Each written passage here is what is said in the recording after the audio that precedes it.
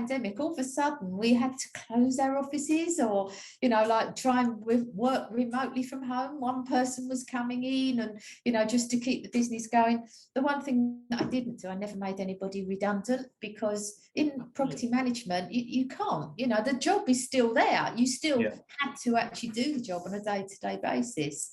But what we did discover is better ways of working. And this was obviously through PropTech. So, you know, we were able to continue to work by changing the way we worked.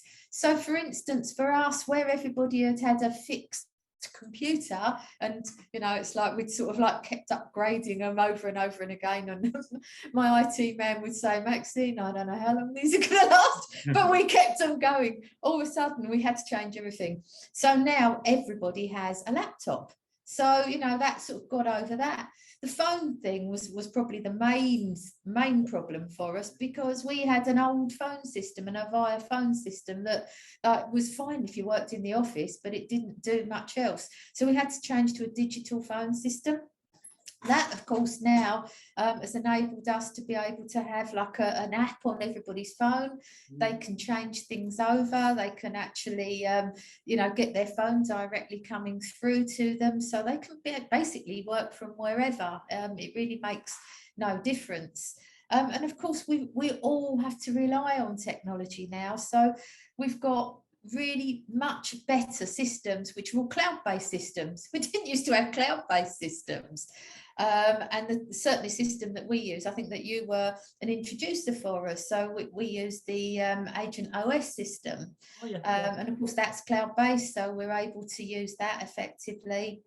But every day, all of us have to have something. So we walk around with one of these things, an iPhone, or even worse, we have our iPads with us, our smartwatches. You know, we're connected at all times. And, you know, it's really important that we're connected, but equally so are all our clients. So they expect a lot of us, because they are connected as well. And let's face it, I mean, that's the reason we exist, really, is that before, if you think about it, with a few notable exceptions like Property Mart, there was nothing really available, was there, for agents, you know, back in the old days, but going back even like 15 years ago, you know, you'd be well to find 30 or 40 of the normal suppliers. You'd have your traditional companies like your Ravensworth in print and whatever else there. But as we know, with this explosion of PropTech, and there were documented well over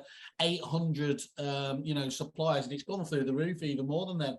Well, you've got day jobs to do. You know, you've got to service your own clients. How are you meant to know what are the best companies to look for, and indeed which are the ones, you know, we're lucky we don't have too many rogue traders, but notably over the years there have been some quite bad ones. It does need people like Property Market, dare I say it ourselves, to help out there. I think so. And obviously your site as well, Simon, because it's like there is that kind of like one-stop shop there.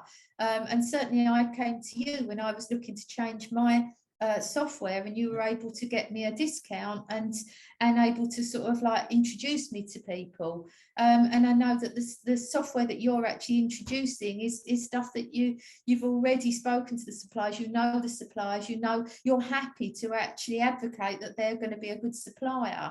And I think that's really important, because you're absolutely right. If you put in a Google search for PropTech in estate agency or lettings, you'll come up with God knows how much, and you just end up with confused.com. So you need a platform from your industry and from yourselves to be able to like hear from people. Now, the great thing when you go to a Property Mart meeting is you can actually, like, it's networking. It's actually talking to people about, oh, you know, I've been speaking to Simon at Kerfuffle, he's sort of suggested this, anybody else using this? And then, of course, you know, many of these industry suppliers, they actually will go to the conference, and they'll have their industry stands there.